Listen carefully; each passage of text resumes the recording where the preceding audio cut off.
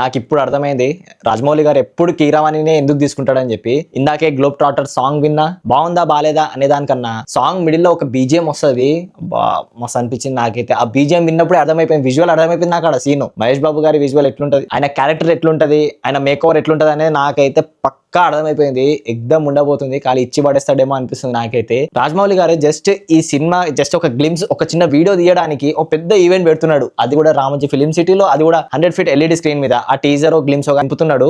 November 15th అయితే దద్దరిల్లిపోతుంది పక్కా. MM Keeravani గారు అయితే ఏకదమ్ శృతి హాసన్ పాడిందా అని చెప్పి షాక్ అయిపోయినా నేనైతే. 2 days బ్యాక్ ఏమో కుంభ అని చెప్పి మన పృథ్వీరాజ్ సుకుమారన్ గారి పోస్టర్ రిలీజ్ చేసిండ్రు. నాకైతే సేమ్ 24 లో సూర్య గారి ఆత్రేయ క్యారెక్టర్ పోస్టర్ లెక్కనే అనిపించింది నాకైతే. ఎగ్జాక్ట్లీ సేమ్ ఉంది, డిట్టో బై డిట్టో. అసలు ఆ కుంభ పోస్టర్ అఫీషియల్ గా రిలీజ్ చేయడానికి కారణం, ఆల్రెడీ ఒక ఫుటేజ్ లీక్ అయింది, పృథ్వీరాజ్ గారి ఫేస్ మాత్రమే కనిపిస్తుంది, ప్లస్ దాంట్లో కింద చైర్ కూడా కనిపిస్తుంది, చిన్నగా అట్లా వీల్ చైర్ ఉన్నట్టు కనిపిస్తుంది. అందుకే ఎవరికి డౌట్ రావద్దని చెప్పి నెక్స్ట్ మినిట్ రాజమౌళి గారు ఆ డెసిజన్ తీసుకొని ఆ పోస్టర్ రిలీజ్ చేసేసిండ్రు. చాలా మంది మీమ్స్ కూడా వేసుకుంటున్నారు. మీకు ఎట్లా అనిపించింది ఆ పోస్టర్ అనేది కామెంట్ చేయండి. అండ్ సాంగ్ ఎట్లుందో మీరు నాకు ఇప్పటిదాకా ఇంకా చెప్పలేదు. నాకు మొత్తం సాంగ్ ఆ లిరిక్ అదంతా నాకు క్యాజువల్ కామన్ అనిపించింది, కానీ మిడిల్ లో వచ్చిన ఆ బీజిఎం మాత్రం హైలైట్ అనిపించింది. SSMB 29 going to be biggest industry hit అని చెప్పొచ్చు మనం అయితే. ఇక అంతకుమించి ఏదైనా వర్డ్స్ ఉంటే మాత్రం మీరే చెప్పండి కామెంట్ లో. ఇంతకీ గ్లోబ్ ట్రాటర్ సాంగ్ మీకు నచ్చిందో లేదో కామెంట్ చేయండి. Signing off from Mohit. జై హింద్.